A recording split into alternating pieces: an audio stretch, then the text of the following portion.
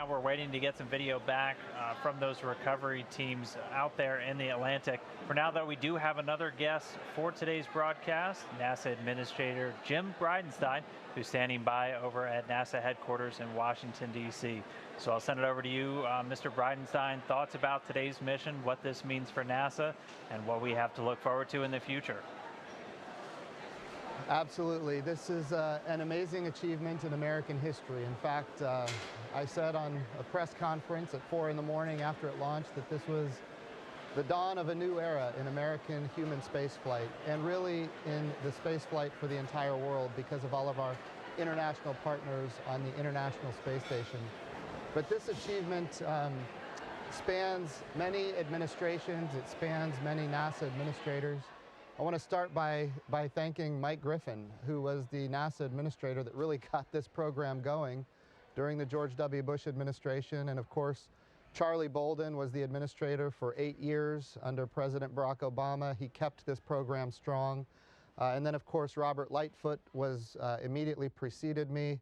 And here we are today with this amazing achievement. And the current president, President Trump, his budgets for NASA have been as strong as they have been in my adult lifetime.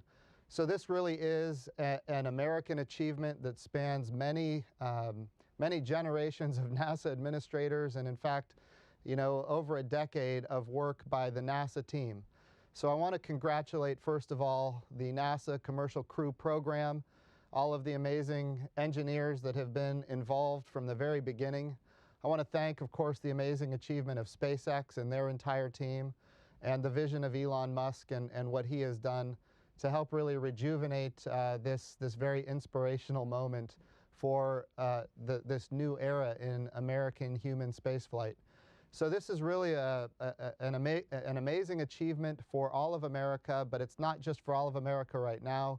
It goes back in time. There are so many people that deserve credit, and really what's unique now is that NASA can be a customer. And I know there's a long way to go. We launched an uncrewed spacecraft here. Of course, we have Demo 2, which will be a crewed spacecraft. And between now and then, we have a pad abort that we need to test as well. And so these are all capabilities that are leading to a day where we are launching American astronauts on American rockets from American soil. I have heard, when I was a member of Congress, I heard over and over again, how do we keep constancy of purpose? Because it seems like we lurch from one administration to the next and changing visions and changing budgets. How do we keep constancy? Well, this is a perfect example of a program. When we talk about these things that NASA does, it takes in many cases decades to achieve this kind of capability. And the constancy of purpose here for all of these years is important. But now NASA can be a customer. We can be one customer of many customers for human spaceflight in what we believe will be a very robust commercial marketplace for space operations. And we're going to have numerous providers that are going to compete on cost and innovation. And of course, that's how we're able to do what we've seen now, where rockets are being reused. The idea that we can reuse rockets and drive down cost and increase access to space, just an amazing capability for our country, an amazing capability for the world. Just like we reuse airplanes, there's going to come a day when we're reusing rockets and spaceflight is going to become more routine. We're not there yet. We have a long way to go.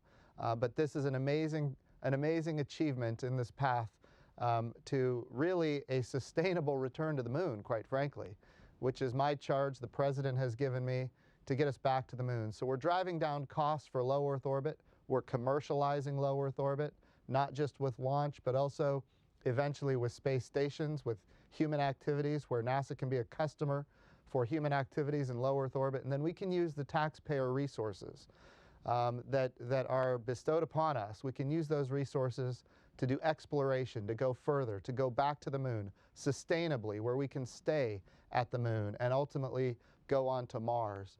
And this is one small piece in that really grand vision, but this is no small piece. This is an amazing achievement in the history of the United States of America, and it just really exemplifies what we can achieve when we maintain that constancy of purpose.